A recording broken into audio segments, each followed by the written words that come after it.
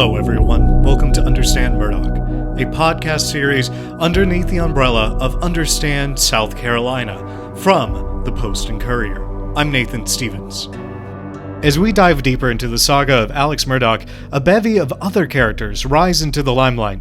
This includes one Russell Laffitte, whose trial over an alleged fraud scandal that ties him to Murdaugh begins this week. I'm sitting down with Thad Moore, a Post and Courier investigative reporter who has covered the Murdaugh saga for more than a year. How are you, Thad? I'm good. How are you? Good.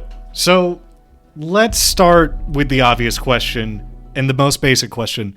Who is Russell Laffitte? So, Russell Laffitte is a native of Hampton County. He grew up in the town of Varnville. And he grew up in a family that owned the local bank. It's called Palmetto State Bank. They bought the bank in 1955, and basically, after he graduated high school, he spent a few years farming, then went off to college and came back and got a job as a teller at the bank. And then over the years, sort of moved up the ranks to where he was the CEO for a couple of years. So he became the CEO in 2020, and then he was fired at the start of this year in response to all of this, which we'll get into. But the next part, because of course this is what this podcast is about, what is his specific connection to the Murdaugh family? So, that's pretty much the core of the case. I think, so Laffitte is the only defendant right now in the federal investigation into all of this. But Alex Murdaugh is all over these court filings, even the indictment. They don't call him by name in the indictment. They call him the bank customer. And I think it's in there like 60 times or something. But basically, they're both sort of the sons of prominent families in Hampton County. So Murdaugh, obviously, prominent lawyer. His family's firm is really prominent. Laffitte's family owns the bank. And as a result, the law firm, they're getting these like giant settlements and verdicts. They become one of the biggest customers at Palmetto State Bank, outside of like a government, is what Laffitte testified. And they actually grew up across the street from each other, is what he said in court. But he says they weren't especially close. He's just a couple years younger, so he was really closer with Alex's younger brother. So the way Laffitte sort of characterizes his relationship with Alec is that it was really more of a business relationship. But I think as we've learned through the court testimony and indictments, they sort of became more entangled as time went on, which is sort of the crux of this current case. Okay, so what's the starting point then of the current case and where Laffitte plays into it? So I guess maybe taking a step back. So Alec is a personal injury lawyer. So he's representing a lot of families who have been in car crashes and things like that. And often there are people he's representing who somebody needs to look after their money. So let's say it's a minor whose family was hurt in a car crash, or somebody died in a car crash and their estate wins a settlement. The courts need somebody to look after that money. And so basically the prosecution's case, and this actually, the basic points of this, Laffitte doesn't really dispute, is that on at least a half dozen occasions, Murdaugh and others in his firm used Russell Laffitte as a conservator, which is like for a minor, or a personal representative, which is, let's say it's like an estate for somebody who's died. So they're basically having him as the court-appointed guardian for these funds.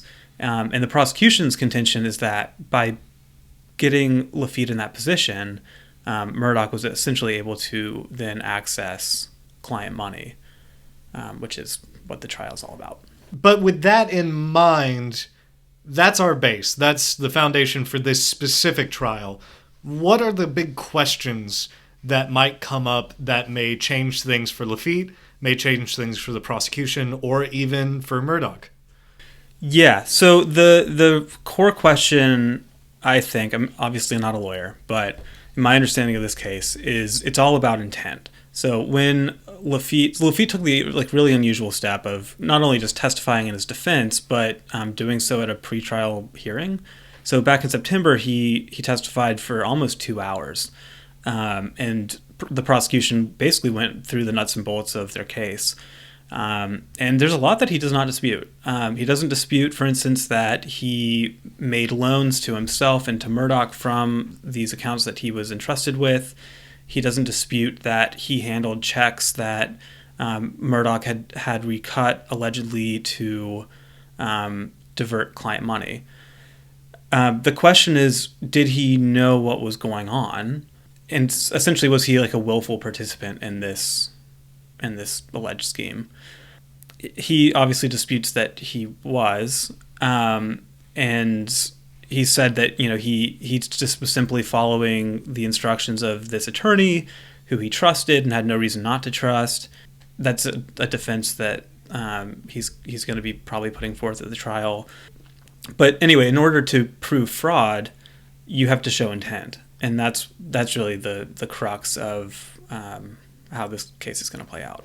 So it hinges on Laffitte having intent to do fraud rather than I am a misguided portion of this. Right. Yeah. So it's the question of, was he sort of an unwitting enabler, sort of, or is he a willful participant? That's what it comes down to. Is there anything that says we're going to get an immediate resolution? Is this going to be dragged out? Do we have a schedule in mind? Yeah, so the plan is the jury selection will start on November 8th, which is Election Day, and it's expected to last about 2 weeks. Obviously, who knows what could happen, but that's the current expectation. Just a quick break here. You can get more bonus insight and behind-the-scenes analysis on the Murdaugh saga by subscribing to the Post and Courier's Murdaugh News Premium newsletter. We'll answer your questions, share photos you can't see anywhere else, and text you as news breaks. Subscribe today by visiting postandcourier.com/Murdaugh News. Now we'll get back to the interview.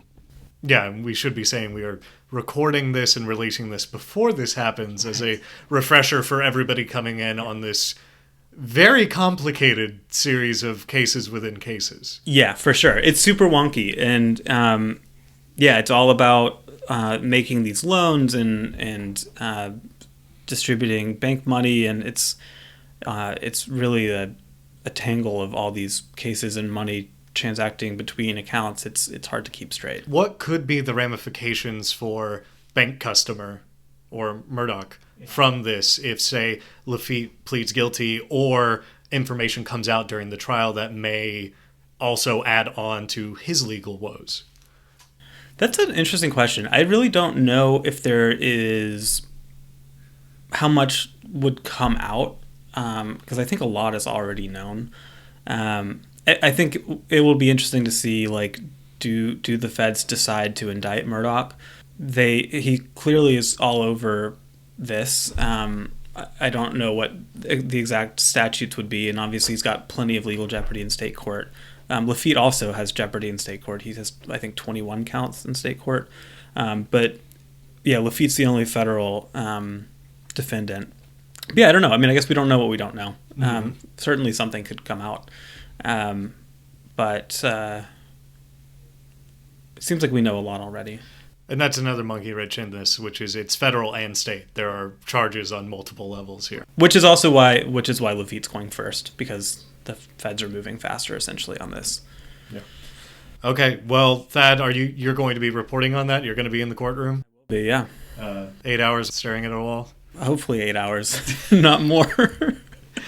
Well, great. Thank you so much for taking the time out. Thank you, listeners, for listening in on this. We hope this was a good primer for the case, because as we keep diving deeper and deeper, we only find more and more webs that tangle in on themselves. So thank you again, Thad. Yeah, sure thing. That's all for now.